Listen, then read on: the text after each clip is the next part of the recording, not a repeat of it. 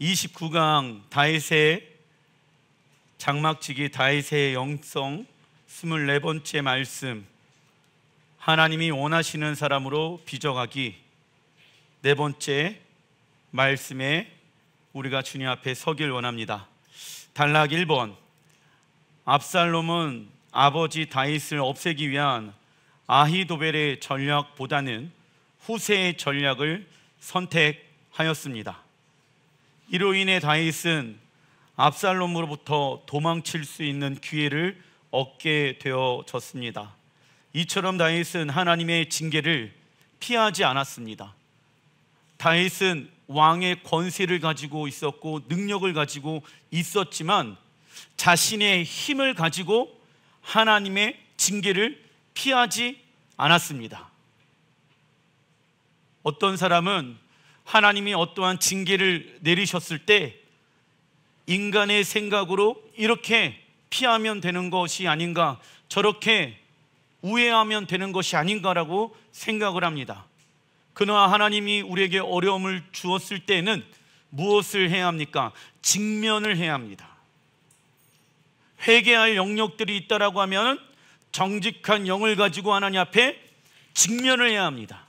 도망치거나 우회하면은 그 시간이 더 길어질 뿐이지 결국은 하나님의 징계를 우리는 어느 누구도 피할 수가 없습니다. 그래서 다윗은요, 하나님의 심판에 복종하는 것에 힘을 다하고 있었다. 왜냐? 하나님은 공의와 정의의 하나님이시기 때문에. 그러나 하나님의 공의와 정의를 통하여서 다윗의 잘못되어진 영역을 하나님이 심판하시지만 하나님은 그 가운데서도 은혜와 자비와 사랑과 긍휼을 베푸시는 분이십니다. 믿으십니까? 저번 주에도 우리가 배웠던 것처럼 다윗이 하나님의 심판 가운데 있었지만 다윗을 도우는 손길들을 하나님이 보내주셨다라는 것입니다. 그래서 우리는요, 하나님을 향하여 크게 두 가지의 형상의 모습들을 가지고 있어야 한다. 첫 번째는 공의와 정의의 하나님. 창세기 1장에 보게 되어지면 하나님께서 이 땅을 창조하셨을 때 그 하나님을 뭐라고 말씀해 놓고 계시냐면 남성형으로 공의와 정의의 하나님이라고 말씀하고 계십니다.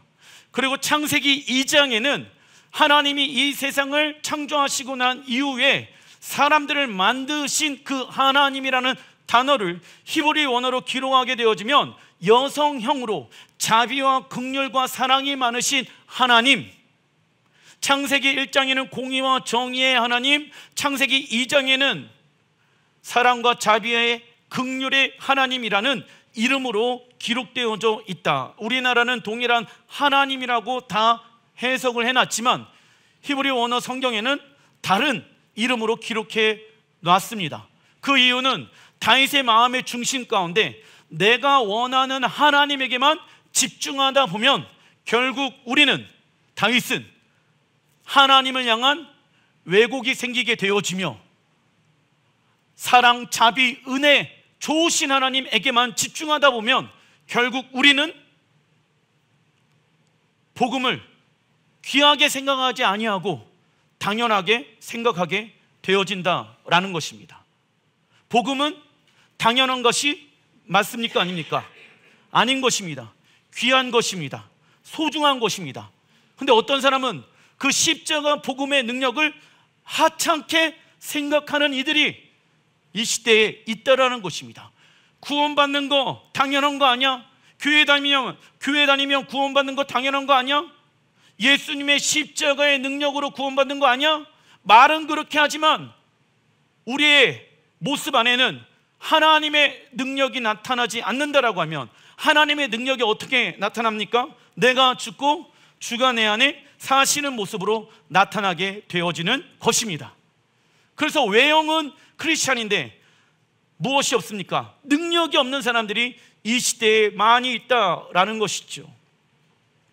다윗은 하나님의 징계 가운데 있었지만 무엇을 경험하게 되어집니까? 하나님의 은혜. 왕의 권력을 사용하지 않고 인간의 힘과 계획을 사용하지 아니하고 그 하나님의 징계 가운데 다윗은 하나님의 은혜를 경험하게 되어진다. 잠언서 3장 12절의 말씀을 보게 되어지면 여호와께서 그 사랑하는 자에게 무엇을 주십니까? 징계하시기를 마치 아비가 그 기뻐하는 아들을 징계함 같이 하시리라. 사랑하기 때문에 하나님이 무엇을 하신다? 징계하신다. 그러면 여러분들, 하나님, 나는 당신을 너무 사랑합니다, 그러나 징계는 별로 안 좋습니다 라고 생각한다는 것은 하나님과 인격적인 관계를 형성할 수가 없겠죠. 왜? 하나님을 사랑하는 자들은 하나님은 무엇을 주신다? 징계를 주신다. 징계란 무엇입니까? 하나님의 자녀들을 양육하기 위한 시간들이라는 거예요. 양육하는데 그가 올바르게 성장하기 위해서는 무엇이 필요하다? 징계라는 것이 필요한 것입니다. 왜? 사랑하기 때문에. 사랑의 반대는요, 무엇입니까? 싫어하고 미워하는 것이 아니에요. 사랑의 반대는 무관심이에요. 하나님은 우리를 사랑하시기 때문에 우리의 삶 가운데 죄악된 영역들을 징계하신다라는 거예요. 왜? 사랑하기 때문에. 그리고 아히도벨은 자신의 전략이 채택되지 못해 다음과 같은 결정을 내리게 되어집니다. 사무엘하 17장 23절, 아히도벨이 자기 계략이 시행되지 못함을 보고 스스로 목매어 죽음에. 이게 여러분들 죽을 일입니까? 자신의 의견이 왕에게 선택받지 못한 것이 죽을 일입니까? 아니지요. 그런데 왜 아히도벨은 자살을 하게 되어졌을까? 알아보겠습니다. 아히도벨은 오랜 기간 동안 다윗과 함께 이스라엘을 이끌어 갔을 때 백성들 사이에서 대단한 명성이 있었습니다. 사무엘하 16장 23절의 말씀 같이 한번 읽어보겠습니다. 시작. 그때 아히도벨이 베푸는 전략은 사람이 하나님께 물어서 받은 말씀과 같은 것이니라. 아히도벨의 모든 전략은 다윗에게나 압살롬에게나 그와 같이 여겨졌더라. 하나님 앞에 신령한 사람이었다라는 거예요. 어떠한 작은 문제라도, 어떠한 큰 문제라도 하나님 앞에 먼저 자신의 육신의 생각을 가지고 그 문제를 해결하려고 하는 것이 아니라 먼저 무엇을 하였을까요? 기도했겠죠. 기도란 무엇입니까? 하나님의 음성을 듣는 거예요. 하나님과 인격적인 대화를 하는 거예요. 문제를 해결하기 위해 처음에는 기도하였지만, 하나님, 내가 이 문제를 가지고 하나님과 인격적인 대화를 하길 원합니다. 처음에는 우리 자녀들의 문제를 가지고 하나님, 우리의 자녀의 문제를 해결해 주십시오라고 하나님께서 우리를 그 기도의 자리로 초청해 주시지만, 하나님은 그 문제를 통하여 우리와 무엇을 나누길 원하십니까? 인격적인 관계를 나누시길 원하셨다라는 것입니다. 그래서 아히도벨이 하는 모든 결정들은요, 하나님이 직접 말씀하시는 것과 같은 것이었습니다. 아히도벨을 높이 세우신 분은 누구이십니까? 하나님이십니다. 아히도벨에게 하나님의 지혜를 주셨습니다. 아히도벨에게 하나님의 능력을 준 거예요. 그런데 어떠할 때 하나님의 지혜와 능력을 받을 수가 있습니까? 자아가 비워져 있을 때, 내 생각이 비워져 있을 때, 내 계획이 비워져 있을 때 하나님의 능력을 경험할 수가 있겠죠. 그런데 이 아히도벨은 하나님이 기름 부으신 다윗 왕을 배신하고 이제부터 그의 아들 압살롬을 위해서 살아가는데 무엇이 끊어졌을까요? 기도가 끊어지는 거예요. 왜? 압살롬은 종교적인 형식의 모습들은 있었지만 하나님과 친밀한 관계를 맺고 있지 않았다. 무엇을 보면 알 수 있습니까? 다윗 아버지께서 아무리 큰 죄를 범하더라도 그 왕을 세우신 분은 누구이십니까? 하나님의 권위를 이 압살롬이 인정하지 않았기 때문입니다. 그때부터 옆에서 도와주고 있었던, 압살롬을 옆에서 도와주고 있었던 배반한 아히도벨은 자신의 지혜를 가지고 이스라엘 나라를 이끌어가길 원하였다. 그런데 이스라엘 안에서 누구보다 가장 뛰어난 그 지혜를, 아히도벨의 그 지혜를 압살롬이 무시해버린 거예요. 자기는 목숨을 걸고 다윗 왕을 배신하여서 그의 아들 압살롬을 따라갔는데 나의 의견을 채택하지 아니하고 어떻게 나한테 이럴 수가 있는가? 만약에 아히도벨이 하나님 앞에 머무르고 기도하는 사람이었다라고 하면 그의 의견이 정말 하나님의 뜻이었다라고 하면 아히도벨은 자살한 것이 아니라 기도했을 것입니다. 하나님, 압살롬이 정말 이스라엘의 왕으로 세우셨습니까? 그가 하나님의 지혜를 받을 수 있도록 돌이키게 하여 주십시오. 그런데 아히도벨이 무엇을 합니까? 자신의 지혜가 땅에 떨어지니까, 자존심이 땅에 떨어지니까 그냥 죽는 것이 낫겠구나 라고 생각을 하면서 자살을 선택하게 되어진 것이죠. 아히도벨이 다윗과 함께하였을 때에는 육신의 생각을 다 내려놓고 예배하였습니다. 예배란 무엇입니까? 하나님을 만나고 하나님의 음성을 듣는 것이 우리 교회에서 예배의 정의이지요. 또 예배하고 기도하였습니다. 기도란 빌립보서 1장 9절의 말씀을 보게 되어지면 하나님과 인격적인 대화라고 말씀하고 있고, 어떠한 문제가 일어나게 되어지면 예배와 기도와 금식을 하였습니다. 금식이란 자발적 연약함 가운데 들어가였어요. 이것을 통하여서 무슨 생각을 내려놓고, 육신의 생각을 내려놓고 하나님 나라의 전략을 풀어냈다라는 거예요. 그러나 어느 순간부터 아히도벨은 이스라엘 나라 가운데 문제가 생기게 되면 육신의 생각을 가지고 풀어냈습니다.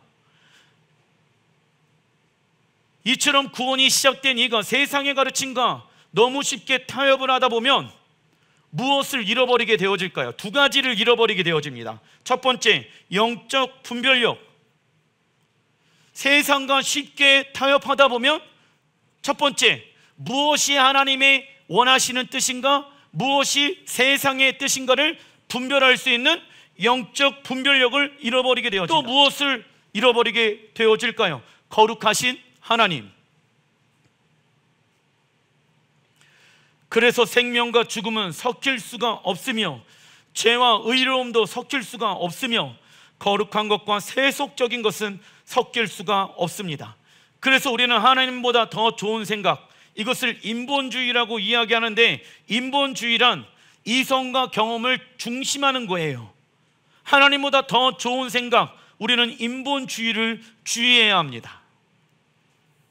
아히도벨은 예배를 드리면서 하나님을 만나지 못하였고 하나님의 음성을 듣지 못하였다. 그리고 설교를 들으면서 아무런 깨달음도 없었다. 몇 달 전이나 몇 년 전이나 똑같은 영적인 상태에 있는 자신을 보면서도 아무런 갈등 없이 너무 만족하면서 지금 신앙생활을 하고 있는 것입니다. 이러한 모습이 마치 우리의 모습 같다라고 하면은 우리는 무엇을 하고 있는 것일까요? 영적인 잠을 자고 있는 것입니다. 말씀을 들어도 깨달음이 없고, 예배를 드려도 하나님의 음성을 듣고 하나님을 만나는 것도 아니고, 기도하면 하나님께서 응답해 주실 거라 믿습니다라는 기대함도 없는 상태에서 기도하는 그런 자들, 오늘이나 몇 달 후나 몇 년 후나 내 신앙생활은 똑같을 것이라고 생각하는 그 사람들, 그러면서 본인은 뭐라고 얘기하는지 아십니까? 목사님, 그래도 저는 제 신앙생활에 만족합니다. 자라남이 없는데도 불구하고 자기의 신앙생활에 굉장히 만족하는 이들이 있다. 그러한 사람들은 지금 영적인 잠을 자고 있는 것입니다. 웨이크업, 깨어 일어나시길 바랍니다. 하나님을 찾지도 않고 하나님께서 아무것도 기대하지 않는 자에게는 하나님이 역사할 자리가 있을까요? 없을까요? 없습니다. 이처럼 아히도벨은 육신의 생각에 사로잡혀 스스로 목숨을 끊게 되어집니다. 야고보서 1장 14절의 말씀, 오직 각 사람이 시험을 받는 것은 자기 욕심에 끌려 미혹됨이니 욕심이 잉태한 즉 죄를 낳고 죄가 장성한 즉 사망을 낳느니라 말씀합니다. 그래서 사망하게 되어진 거예요. 아히도벨이 죄 가운데 있었기 때문에. 중간 1번 사무엘하 18장 1절의 말씀 읽어보겠습니다. 시작. 이에 다윗이 그 함께한 백성을 계수하고 천부장과 백부장을 그 위에 세우고 백성들이 이르되 왕은 나가지 마소서. 왕은 우리 만명보다 중하시오니 왕은 성읍에 계시다가 우리를 도우심이 좋으니이다 하니라. 아멘. 계수를 하죠. 지금 다윗의 군대는요 약 600명. 그런데 압살롬의 군대는요 약 12,000명. 그러면 20배예요. 계수할 필요 있습니까? 여호와의 군대로 계수할 필요가 없는 상태인 거예요. 눈으로 보더라도 압살롬의 군대가 20배가 더 많이 있습니다. 계수할 필요가 있습니까? 없습니까? 없습니다. 그런데 왜 계수하고 있을까요? 다윗은 눈이 없어서요? 아니에요. 하나님, 모든 전쟁은 하나님께 속하였습니다. 여호와의 군사로 정렬되어진 사람들을 내가 계수하겠습니다. 하나님, 이 한 사람이 만을 쫓을 것입니다. 이 한 사람이 천을 쫓을 것입니다. 나는 믿습니다. 이 전쟁은 여호와께 달려 있습니다. 그 마음을 가지고 계수를 한 것입니다.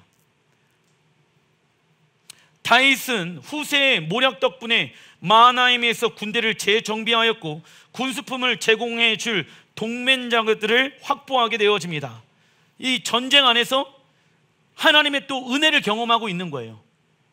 그리고 다윗의 군대들은 다윗이 전쟁에서 다칠 수 있기 때문에 그를 말리며 직접 전쟁에 나가지 못하게 하였습니다. 왕이여, 당신은 우리의 숫자보다 훨씬 더 중요하오니 나가지 마십시오. 하나님의 징계 가운데 하나님은 도움의 사람들을 통하여서 그를 지금 위로하고 계시는 것 아니겠습니까? 이처럼 다윗은 하나님의 징계 가운데 하나님의 은혜를 경험하고 있는 것이다. 그리고 다윗은 전쟁에 나갈 수 있는 군대들을 계수합니다. 계수의 히브리 원어를 보니까 나소입니다. 민수기 1장 2절의 말씀, 너희는 이스라엘 자손의 모든 회중 중 각 남자 수를 그의 종족과 조상의 가문에 따라 그 명수대로 계수할지니 이스라엘 중 20세 이상으로 싸움에 나갈 만한 모든 자를 너와 아론은 그 진역별로 계수하여라. 왜요? 민수기 미드바르, 민수기의 히브리 원어는 미드바르. 미드바르는 무엇입니까? 광야란 하나님의 음성이 있는 곳. 자, 광야에서 지금 백성들이 훈련받는다. 약속의 땅을 점령하기 위한 훈련. 자, 하나님이 말씀하시는 거예요. 약속의 땅에 들어가 가나안 족속들과 싸울 수 있는 여호와의 군대의 숫자를 계수하여라. 동일합니다. 마지막 때에도 이 땅에는 크나큰 사단과의 적그리스도와의 영적 전쟁이 일어나게 될 것입니다.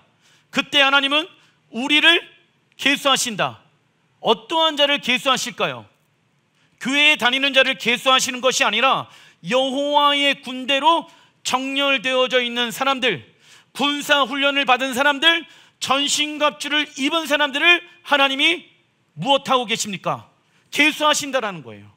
그래서 우리는요, 자, 마지막 때 적그리스도와의 전쟁이 일어나게 되어졌을 때 우리 예수를 믿는 사람들은요, 이 땅의 전쟁에 참여하는 자가 아니라 땅에 전쟁이 일어나지만 어디에서도 전쟁이 일어나게 되어집니까? 하늘에서도 전쟁이 일어납니다. 땅의 전쟁은요, 육신의 사람들이 행하는 것이지만 우리 영의 사람들은 영적인 하늘의 전쟁에서 모세가 아말렉을 위하여 싸우게 되어졌을 때 그는 싸우지 아니하고 높은 산에서 손을 들고 하나님 앞에 중보기도 한 것처럼 우리는 그러한 자로 마지막 때에 아마겟돈 전쟁에 서게 되어질 것입니다. 저는 그 날이 우리 세대에 올 수 있다라는 가능성을 가지고 살아가야 한다고 믿습니다. 왜? 예수님께서 우리 세대에 오실 수도 있기 때문에 민수기의 시작은 이스라엘 백성들의 인구조사로 시작되고 있다. 즉 하나님은 하나님 나라의 군대의 숫자를 지금 계수하고 있는 것이다. 그래서 우리는 예수야를 믿는 순간부터 어디에 들어가게 되어지는 것입니까? 영적 전쟁, 영적인 싸움에 들어가게 되어지는 것입니다. 그 시작은 무엇으로부터 시작되어집니까? 육신의 것과 싸우는 것부터 시작되어진다. 그러나 이러한 것들은 고통스러운 것이 맞을까요? 아닐까요? 아닙니다. 왠지 아십니까? 이는 내 마음에 계신 하나님과의 무엇을 지키기 위함입니까? 사랑의 관계를 지키기 위하여 우리의 육신의 것들과 싸우는 것입니다. 그래서 우리는 군사훈련을 받아야 하며 그 훈련 장소는 어디일까요? 교회인 거예요. 교회에서 훈련받아가지고 세상의 빛과 소금의 역할을 감당하는 자가 되어야 할지라 믿습니다. 교회는 단순히 친목 모임이 아니라 하나님의 군대로 부르심을 받은 곳입니다. 그리고 다윗은 지휘관들에게 다음과 같은 말을 전달합니다. 사무엘하 18장 5절의 말씀 읽어보겠습니다. 시작. 왕이 이르되 나를 위하여 젊은 압살롬을 너그러이 대우하라.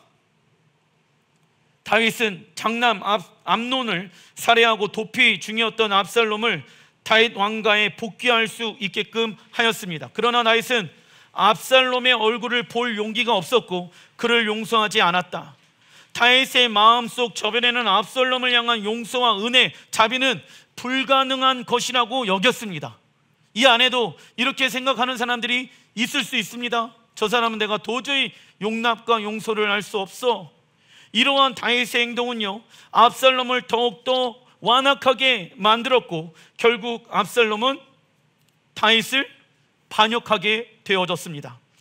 만약 다윗이 예수님께서 말씀하신 돌아온 탕자 이야기에 나온 아버지처럼 압살롬을 사랑으로 맞이하고 용서하고 품어주었다라고 하면 이 스토리가 바뀌었을 것입니다. 그래서 다윗이 이 전쟁을 끝낼 수 있는 것은 결국 자신이 압살롬을 너그러이 대우해 주는 무엇이었다는 것을 알게 되어질까요? 무엇일까요? 이 모든 전쟁을 종결시킬 수 있는 유일한 방법은 용서. 예수님께서 다음과 같이 우리에게 말씀하십니다. 마태복음 6장 12절 시작. 우리가 우리에게 죄 지은 자를 사하여 준 것 같이 우리의 죄를 사하여 주시옵고, 예수님은 우리에게 잘못 대하는 사람들을 용서할 것을 요구하십니다. 주기도문 가운데 말씀하고 계시죠. 우리가 다른 일을 용서할 수 있는 이유는 하나님이 우리를 용서하셨기 때문에 감사함으로 행할 수 있는 것입니다. 마태복음 5장 23절 그러므로 예물을 제단에 드리려다가 거기서 내 형제에게 원망 들을 만한 일이 있는 것이 생각나거든 예물을 제단 앞에 두고 먼저 가서 형제와 화목하고 그 후에 와서 예물을 드리라. 예수님은 우리의 분노를 하루빨리 다스리며 재빨리 화해할 것을 말씀하십니다. 그러나 우리가 이를 행하지 않으면 하나님께 드리는 예배와 하나님과의 모든 관계가 방해받을 것을 말씀하십니다. 그래서 우리가 이웃들을 용서하는 것에 집중하는 이유는, 이 용서하는 사역이 중요한 이유는 먼저 무엇이 중요하기 때문에, 하나님과의 관계가 중요하기 때문에 내가 내 남편을, 내 아내를, 내 자녀들을, 내 이웃을 용서하는 것이다. 그 이웃이 이뻐서 용서하는 것이 맞다 아니다? 아닙니다. 오해하지 마십시오. 그 이웃이 보기 좋아서가 아니라 나와 하나님과의 관계가 중요하기 때문에 내가 이웃을 용서하고 사랑하기로 결정하는 것입니다. 하나님과의 관계가 너무나도 소중하기 때문에 이웃을 향한 분노의 마음을 하나님의 말씀으로 다스리며 하나가 되도록 노력하고 기도해야 합니다. 무엇을 선택하는가를 보면 그의 믿음을 볼 수가 있는 것이죠. 그런데 이제 목사님, 저건 죽었다 깨어나도 그 사람 용서 못합니다.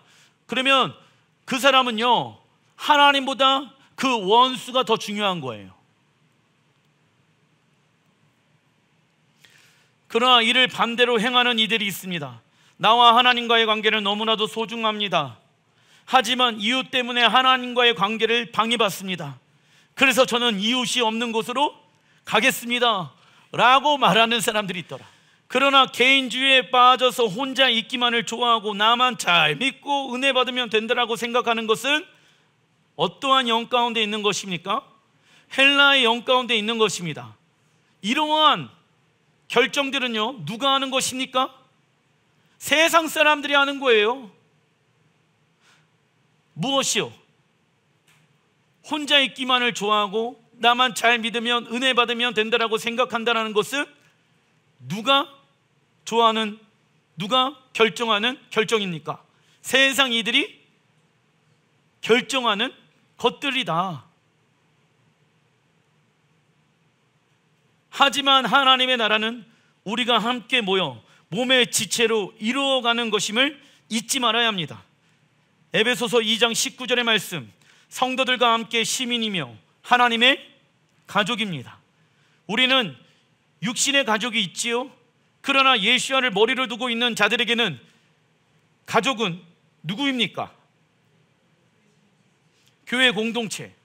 작은 3번 마태복음 6장 14절 읽어보겠습니다. 시작. 너희가 사람의 잘못을 용서하면 너희 하늘 아버지께서도 너희 잘못을 용서하시려니와 너희가 사람의 잘못을 용서하지 아니하면 너희 아버지께서도 너희 잘못을 용서하지 아니하시리라. 아멘.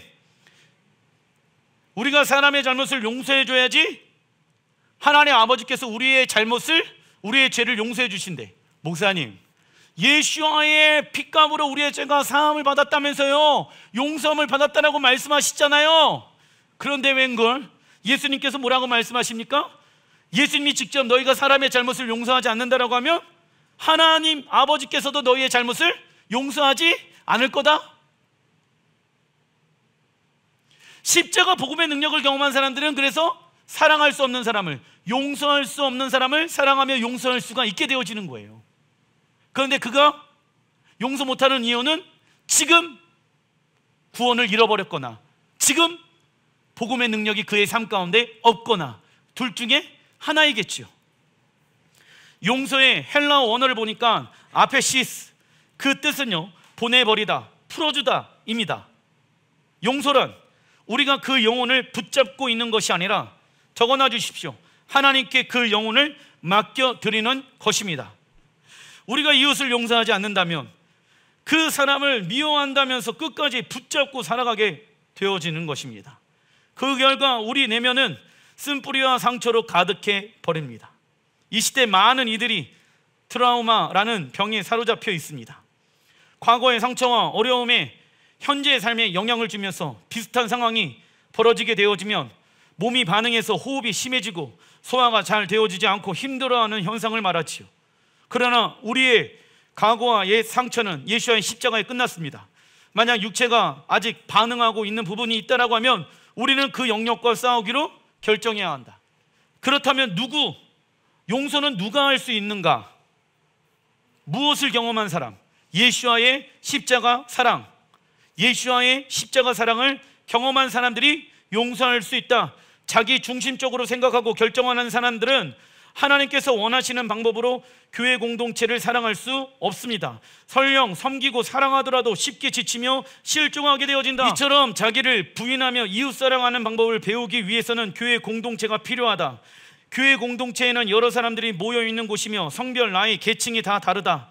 그러나 이러한 다양성을 가진 교회 공동체는 하나님의 권위 안에 있으면 무엇이 되어질 수 있습니까? 하나, 즉 예수와를 머리로 두고 있는 교회 공동체는 사랑할 수 없는 사람을 사랑해야 하며 용서할 수 없는 사람을 용서할 수 있습니다. 그러나 교회 안에서 이 시대에 서로 질투하고 시기하는 이유, 이러한 사람들이 많은 이유, 성도들이 머리에 예수와를 두고 있지 않기 때문에. 교회가 왜 저럴까? 우리의 머리에 예수와를 두고 있지 않기 때문에. 자, 단락 2번으로 넘어가 보겠습니다. 사무엘하 18장 9절. 압살롬이 다윗의 부하들과 마주치니라. 압살롬이 노새를 탔는데 그 노새가 큰 상수리 나무 번성한 가지 아래로 지날 때에 압살롬의 머리가 그 상수리 나무에 걸림에, 전쟁에 들어가면 뭘 써야 합니까? 구원의 투구를 써야 된다고. 구원을 잃어버리면 그 영혼은 생명이 끝나는 거예요. 그래서 전신갑주 중에 머리에다 쓰는 것은 구원의 투구인 거예요. 구원을 잃어버리면 우리의 영과 혼과 육체는 끝나기 때문에. 그런데 지금 내 머리 소중해! 안 쓰고 다니는 거야. 그러니까 머리털이 걸려갖고 어떻게 되어집니까? 그가 공중과 그 땅 사이에 달리고 그가 탔던 노새는 그 아래로 빠져나간지라. 한 사람이 보고 요압에게 알려 이르되 내가 보니 압살롬이 상수리 나무에 달렸더너이다 하니, 다윗의 군대와 압살롬의 군대는 에브라임 수풀에서 전쟁을 하게 됩니다. 그러나 다윗의 군대는 그동안 수많은 전쟁으로 인해 훈련되어져 있었지만 압살롬의 군대는요, 숫자만 많을 뿐 정렬되어지지 못하였다, 훈련되어지지 못하였다. 그래서 패배하게 되어집니다. 그리고 압살롬은 노새를 타고 뒤엉켜 있는 숲을 사이를 헤치고 나가다가 머리털이 큰 상수리 나무의 가지들에 의해 채이게 되어집니다. 그리고 타고 있는 노새는 계속 나아가고 압살롬은 그 나무의 머리털에 걸린 채 달려있게 되었습니다. 압살롬에게 머리털은 무엇입니까? 자랑스럽고 남자다운 용모를 보여주는 소중한 것이었다라고 사무엘하 14장 26절에 나와 있습니다. 디모데후서 3장 1절의 말씀, 말세에 고통하는 때가 이르러 마지막 때가 되어지면 고통하는 때가 있다.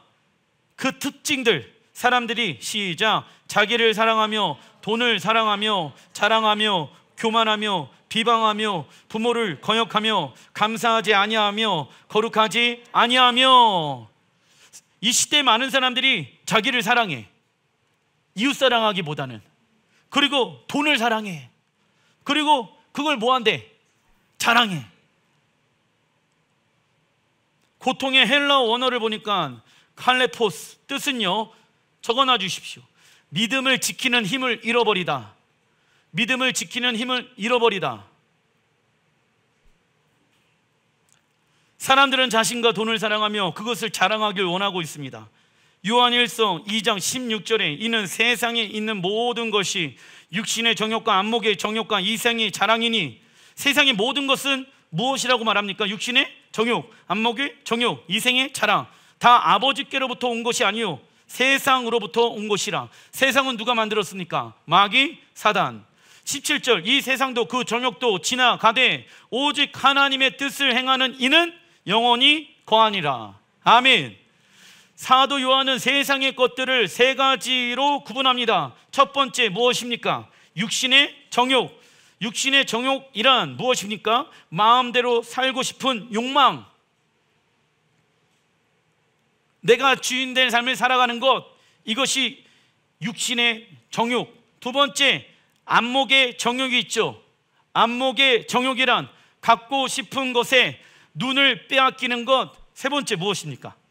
이생의 자랑, 가지고 있는 것을 자랑하고 싶은 마음.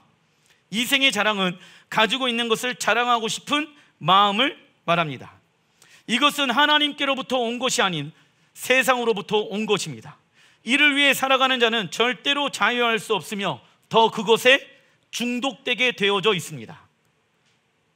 그러나 진정한 자유함 가운데 있는 사람들은요, 이러한 것이 없어도 행복해야 된다고. 이런 것들 저런 것들 때문에 있어서 행복하다라고 하면은 그 사람의 행복은 잠시 잠깐입니다. 그러나 영원한 행복을 가지고 있는 사람들은 이러한 것도 저런 것도 없지만 하나님이 나와 함께 하시기 때문에 내가 행복할 수 있습니다. 이러한 사람들이 진짜 영원한 행복함을 가지고 있는 사람들이다. 그래서 우리는 잠깐 있다가 없어질 거에 대한 정욕으로 살다가 비참한 종말을 맞이하는 자가 아니라 영원한 하나님의 나라를 위하여 살아가는 자가 되어야 합니다. 중간일보 사무엘하 18장 11절, 요압이 그 알린 사람에게 이르되 내가 보고 어찌하여 당장에 쳐서 땅에 떨어뜨리지 아니하였느냐? 다윗의 군인 중 한 사람은 나무에 걸려있는 압살롬을 발견하게 되어집니다. 그는 압살롬에게 어떠한 해를 주지 말라는 다윗의 명령에 순종하였지만 이 소식을 들은 요압 장군은 다윗이 압살롬을 용서하고 귀하게 여기는 것을 용납할 수 없었기에 현장에 도착하자마자 조금도 주저하지 않고 압살롬을 죽이게 되어집니다. 이로 인해 다윗의 왕의 명령은 모욕을 당하게 되어집니다. 우리도 이렇게 되어질 수 있다. 이웃 사랑하라고 말씀하시는데 하나님, 저 인간 더 이상 사랑할 수 없습니다. 내가 원하는 대로 이 문제를 해결하겠습니다. 그럼 왕의 명령이 모욕당하는 거예요. 하나님의 말씀이 모욕당하는 거예요. 야, 내가 너를 사랑하고 너를 용서하기 위해 내 아들 예수야를 줬는데 너의 그 말은 나의 말을 모욕감을 줬어. 너는 나에게 모욕감을 줬어. 이처럼 하나님의 주권에 굴복되지 않은 이들의 여러 가지 증상들이 있습니다. 대표적인 것이 분노, 혈기, 조급함입니다. 이러한 증상은 자신이 인생의 주인이 되어졌기 때문에 나타나는 현상이다. 그리고 우리의 조급함은 하나님의 계획을 그르치게 되어집니다. 이는 하나님보다 더 좋은 생각, 인본주의죠. 인본주의는 무엇이 중심되어지는 생각입니까? 사람이 중심되어지는 생각을 하고 있는 것입니다. 그래서 우리의 생각보다 무엇이 많아져야 합니까? 기도, 말씀, 예배, 이러한 것들이 많아져야 되는 거예요. 우리의 생각보다 기도가 많아져야 합니다. 우리의 생각보다 하나님의 말씀을 묵상하는 것이 더 많아져야 된다고. 그리고 우리는 우리의 힘으로 살지 않고 왕이신 주님의 발 앞에 내려와 주님의 인도와 감동으로 살아가는 방법들을 배워야 하는 것이죠. 그래야 조급함이 사라지게 되어지고 그의 마음 가운데 평강이 오게 되어지는 것입니다. 기도하겠습니다.